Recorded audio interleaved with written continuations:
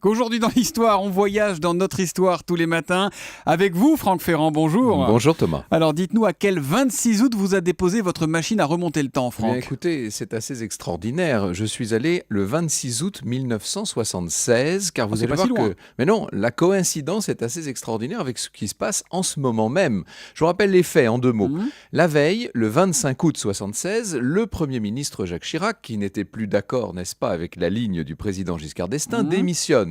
À l'époque, c'est le Premier ministre qui démissionne, hein, ce n'est pas le ministre des Finances. En fait, il avait remis secrètement sa lettre de démission un mois plus tôt, le 25 juillet.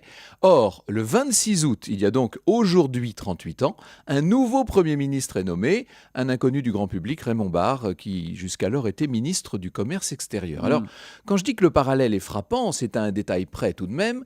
À l'époque, c'est bien Chirac qui s'en va et non Giscard qui lui demande de prendre la porte.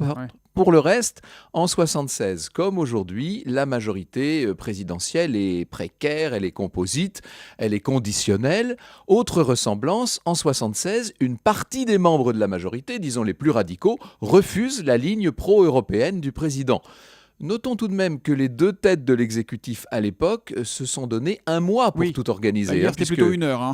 Là, voilà, en 2014, ça a l'air nettement plus improvisé. Alors allons-y, Franck, poussons la comparaison. D'après vous, l'exemple de 1976, l'exemple historique, peut-il nous éclairer sur ce qui va se passer en 2014 ? L'histoire ne se répète jamais, n'est-ce pas ? C'est ce que répètent toujours les historiens, justement. Mais on peut au moins rappeler un fait incontestable, c'est que pendant les 5 années qui vont suivre, à l'époque le mandat présidentiel est de 7 ans évidemment, les institutions de la Ve République vont permettre à Raymond Barre, dont le parti, l'UDF, est minoritaire à l'Assemblée, de gouverner sans trop d'encombre, notamment grâce au fameux article 49.3 qu'il va utiliser à 8 reprises.